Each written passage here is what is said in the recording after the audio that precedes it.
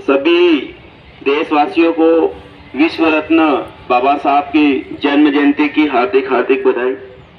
मंच पर बैठे हुए मंचासीन और बड़ा गर्व का विषय है मित्रों के इतिहास उठाकर देख लो।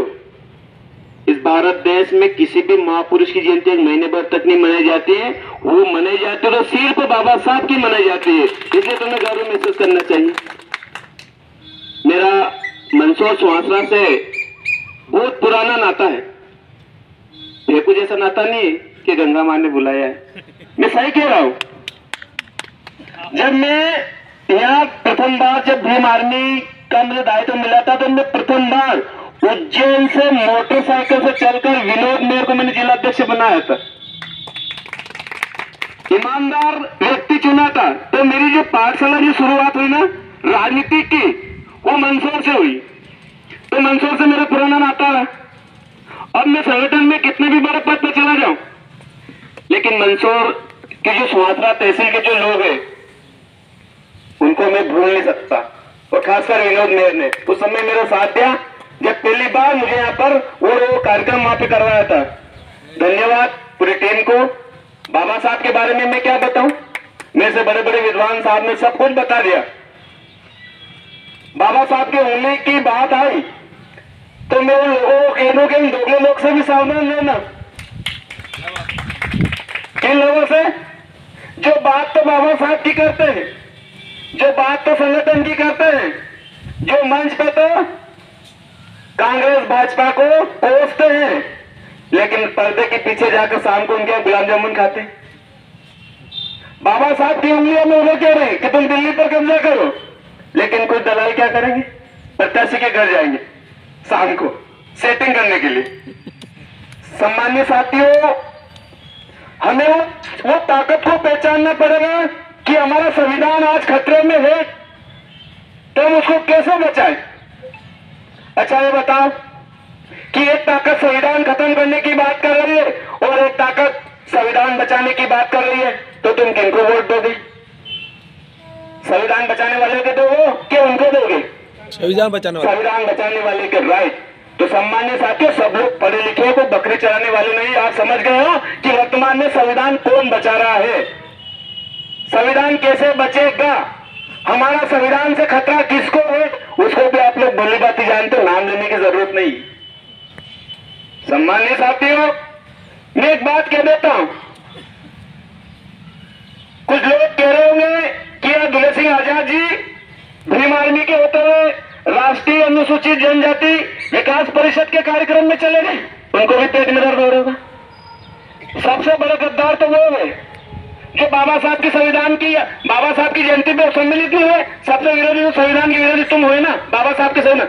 आज भाई बाबा साहब की जयंती थी, आप लोगों को घर से निकल के आना था। अगर तुम बाबा साहब के अनुयायी थे, अगर तुम बाबा साहब को मानते थे, तो तुम्हें घर से निकल के आना था। तुम रंगीन टीवी और रंगीन बीबी में वही मस्त बैठे हुए और नकली अम्बेडकरवादी हो तुम। मैं तो बाबा साहब की जयंती जहां मनाऊंगा वहां चला जाऊंगा, मुझे भीड़ से कोई फर्क नहीं पड़ेगा। भीड़ तो वो लोग दिखाते हैं जो शाम को सौदा करते हैं कि देखो इतनी भीड़ विरुद्धों के साथ कितने दोगे। यहाँ आप सब लोग आए हो, सब क्रांतिकारी लोग हो, वो सब सवा शेर हो।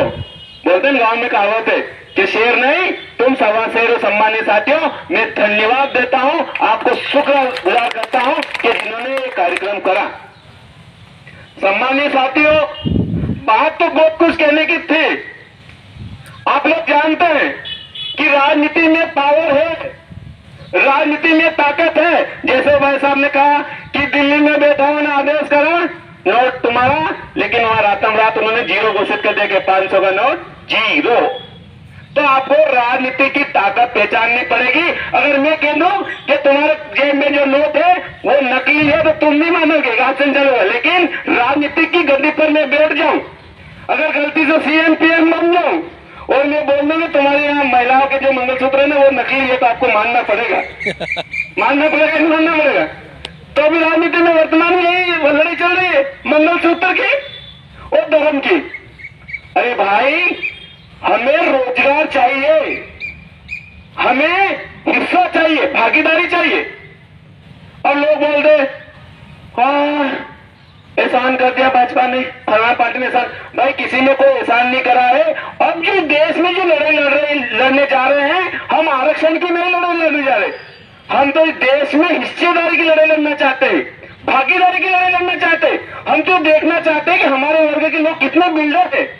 हम तो देखना चाहते हैं कि हमारे लोग कितने इस सरकार में भागीदारी है। इसलिए तो कहता हूं कि जिसकी जितनी संख्या भारी, उसकी उतनी हिस्सेदारी होना चाहिए। सम्मानित साथियों, अधिकार भीख मांगने से नहीं मिलता है। भीख मांगने से तो क्या मिलता है?